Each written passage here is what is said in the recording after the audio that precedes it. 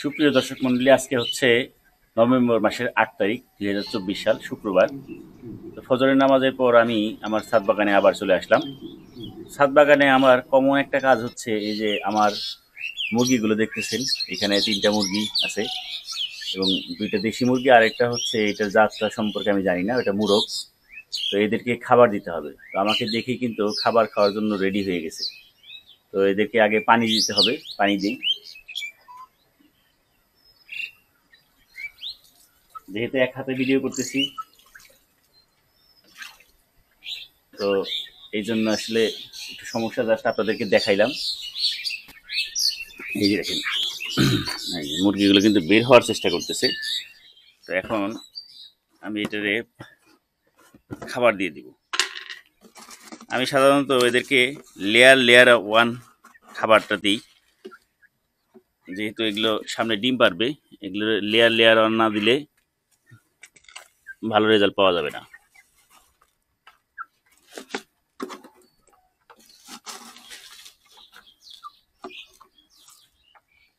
এই যে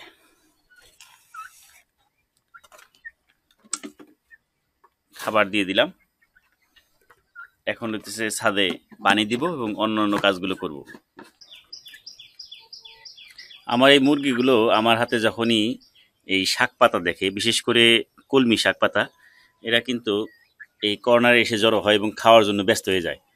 তো এগুলো কলমি শাক, পুঁই শাক খুব পছন্দ করে। তো আমি লেয়ার লেয়ার ওয়ান যে ফিডটা খাওয়াই, এর পাশাপাশি প্রতিদিনই অল্প অল্প করে এই শাক পাতা খাওয়ানোর চেষ্টা করি। তবে এটা অবশ্যই খাবারের বিকল্প হিসেবে না, এটা হইতেছে আমরা যেমন খাবারের পাশাপাশি সিঙ্গারা সমোসা খাই, ওরকম আর কি। তো বন্ধুরা, এখানে আপনাদেরকে আরেকটা জিনিস শেয়ার করি আপনাদের সাথে। আজকে থেকে মোটামুটি মাসখানেক আগে খুব সম্ভবত আমি একটা ভিডিও দিছিলাম যে কিভাবে আপনারা ছাদ বাগানে মাটি প্রস্তুত করবেন। আমি কিন্তু এখানে ধাপে ধাপে কিভাবে কোন সার প্রয়োগ করছি, এখানে মূলত জৈব এবং রাসায়নিক সার মিশ্রণে এই মাটিটা প্রস্তুত করা হয়েছে। এবং এটা কিন্তু এতদিন এই যে এই সব বস্তা দিয়ে চাপা দেওয়া ছিল এবং প্রায় ১৫-১৬ দিন হয়ে গেছে চাপা দেওয়া ছিল। তো আমি এখন মাটিটা একটু আলগা করে দিব এবং আরও ৪-৫ দিন পর থেকে আমি শীতকালীন আরও কিছু শাকসবজি যখন রোপণ করব, তখন এই মাটিটা আমি ব্যবহার করব। দেখেন কতটা ঝুরঝুরে হয়ে গেছে। মাটিটা চাপ দেওয়া থাকলে সুবিধা কি, মাটি আপনার ঝুরঝুরে করতে হয় না, অটো ঝুরঝুরে হয়ে যাবে। দেখেন একদম ঝুরঝুরে মাটি। ওই যে লেয়ারে লেয়ারে কিন্তু বিভিন্ন সার কিন্তু বের হইতেছে। দেখেন এইভাবে মাটিটা আমরা ঝুরঝুরে করে নিব সুন্দরভাবে।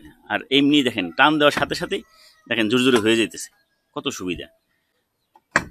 তো আপনারা এইভাবে ফলো করলে দেখবেন ছাদ বাগানের মাটির থেকে আপনারা ইনশাল্লাহ ভালো রেজাল্ট পাবেন। তো হ্যালো গাইস, আপনাদেরকে আরেকটা বিষয় দেখাই যে আমার এই যে কচু বাগান, এই কচুটা কিন্তু খেতে খুবই টেস্টি। এটার পাতা দিয়ে হচ্ছে শাক খাওয়া যায়, আর এই যে ডাইগে দিয়ে হচ্ছে তরকারি রান্না করা যায়। তো কচু গাছ কিন্তু ছাইটা খুব পছন্দ করে। এই যে নিচে যে সাদা লেয়ারটা দেখতেছেন, অর্থাৎ কচু গাছের যে মাটির উপরের স্তরটা কিন্তু আমি পুরাটাই গতকালকে ছাই দিয়ে ঢেকে দিছি। তো এখন একটু পানি দিয়ে দিব, কারণ কচু গাছ পানি পছন্দ করে।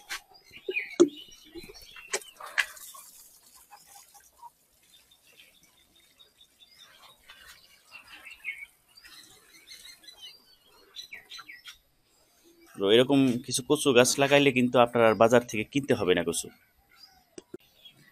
ইতিমধ্যে কিন্তু সকালবেলা সূর্য উঠে গেছে, দেখেন এই যে পূর্ব আকাশে সূর্য একটু একটু করে উপরের দিকে উঠতেছে। তো আপনাদের সাথে আরেকটা বিষয় শেয়ার করি। আমি আমার ভিডিও যারা রেগুলার দেখেন তারা হয়তো বা জানেন যে আমি কিছুদিন আগে কিন্তু আমার এই যে যে সাজনা গাছটা দেখতে পাচ্ছেন, এই গাছটা কিন্তু হার্ড প্রুনিং করে দিয়েছিলাম। এবং সাজনা গাছ কিন্তু হার্ড প্রুনিং করে দেওয়ার জন্য উপযুক্ত সময় হচ্ছে অক্টোবর মাসের মাঝামাঝি। তো দেখতে পাচ্ছেন যে কত সুন্দর এটা থেকে কিন্তু ব্রাঞ্চ বের হয়ে গেছে দেখেন। এবং সব ঠিক থাকলে ইনশাল্লাহ এই বছর অবশ্যই সাজনা পেতে পারি, আশা করা যায়। এছাড়া আমার এই শেডে দেখেন ব্রুনাই কিং, পৃথিবীর অন্যতম বড় আম গাছের যে চারাটা, এটার থেকেও কিন্তু নতুন কুশি বের হইতেছে। দেখা যাক এটার থেকে এবার রেজাল্ট পাওয়া যায় কিনা, আপনাদের সাথে আমি শেয়ার করার চেষ্টা করব অবশ্যই। তো আরেকটা বিষয় আপনাদের সাথে শেয়ার করি। গতকালকে দেখছেন যে আমি কিন্তু কোকোপিট ভিজাইছিলাম 24 ঘন্টার জন্য। এটা মূলত ফাঙ্গিসাইড মেশানো পানিতে। সেই কোকোপিট মোটামুটি এখন ভিজে গেছে। এটা যেহেতু আমি এক হাতে ভিডিও করতেছি, এখান থেকে আমি এখন এটাকে ভালো করে পানি চিপড়িয়ে চিপড়িয়ে এখান থেকে এটাকে রোদে শুকিয়ে দিব এবং এরপরে এটা ব্যবহারের উপযোগী হবে। তো বন্ধুরা, আপনারা দেখতে পাচ্ছেন যে আমি এই বালতি থেকে কোকোপিটগুলো হচ্ছে পানির থেকে আলাদা করে এটা রোদ্রে শুকিয়ে দিয়ে দিলাম। আশা করা যায় 2-3 দিন পরেই এটা শুকিয়ে যাবে এবং এরপরে আমি এটা বাগানে ব্যবহার করতে পারবো। তারপরে এইভাবে কোকোপিটটাকে প্রসেসিং করে ব্যবহার করতে পারেন। এই যে মাটি দেখেন আমি যেগুলো ছাদ বাগানের জন্য রেডি করতেছি, সেটা গতকালকে আবার আলগা করে দিছি। তো এতে মাটিটা একটু শুকিয়ে ঝুরঝুরে হয়ে যাবে। এরপরে এটাতে আমি শীতকালীন আরও কিছু মরিচ গাছ, বেগুন গাছ এগুলো রোপণ করার চিন্তা ভাবনা করতেছি।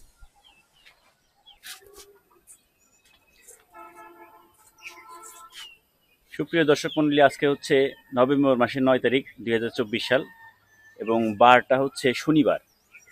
তো আজকে আমি ছাদ বাগানে আবার সকালবেলা যথারীতি চলে আসলাম। তো আপনাদেরকে আরও কিছু নতুন জিনিস দেখাই। আমি ছাদ বাগানের জন্য 2টা উন্নত জাতের মরিচ গাছের চারা আনছি আরও নতুন করে, এই 2টা রোপণ করব। তো সেই বিষয়ে একটু কথা বলবো এবং পাশাপাশি আপনাদেরকে একটু দেখাই যে আমার ছাদ বাগানে দেখেন চমৎকার সুন্দর কিন্তু কাটিমন আম গাছে মুকুল চলে আসছে। এই যে দেখতে পাচ্ছেন বন্ধুরা। তো ছাদ বাগানের জন্য আসলে 12 মাসই আম গাছ বা 12 মাস ফলন দেয় এমন জিনিস থাকা কিন্তু খুব জরুরি। কারণ ছাদে সবসময় আসবেন, যদি ফল না পান বা ফল না থাকে তাহলে কিন্তু অতটা আনন্দ লাগে না। আর যখনই আপনি গাছে দেখবেন প্রচুর ফল আছে, এই দেখেন 12 মাসই আমরা আপনাদেরকে জাস্ট একটু দেখাই। এই যে আমার হাতে একটা ঝোপা, এরকম বেশ কয়েকটা ঝোপা ছিল কিছুদিন আগেও, আপনারা যারা আমার রেগুলার ভিডিও দেখেন তারা জানেন। তো সেগুলো কিন্তু খাওয়া হয়ে গেছে এবং সবচেয়ে ইন্টারেস্টিং ব্যাপার হচ্ছে এই আমড়াগুলো একেবারেই লবণ ছাড়া খাওয়া যায় এবং মিষ্টি আমড়া। তো আরেকটা বিষয় আপনাদের সাথে একটু শেয়ার করি। এই যে আমি যে মরিচ গাছের কথা বলছিলাম, এটা হচ্ছে সেই মরিচ গাছ। এখানে এটা হচ্ছে কালো মরিচ, আর এটা হচ্ছে এটার জাতটা হাইব্রিড মরিচ এবং প্রচুর ধরে আমি শুনছি। তো এগুলো আমি গতকালকে নিয়ে আসছি এবং আনার পরে যেটা করছি, এবং আপনারাও এই কাজটা করবেন এই জন্যই মূলত এই কথাটা শেয়ার করলাম।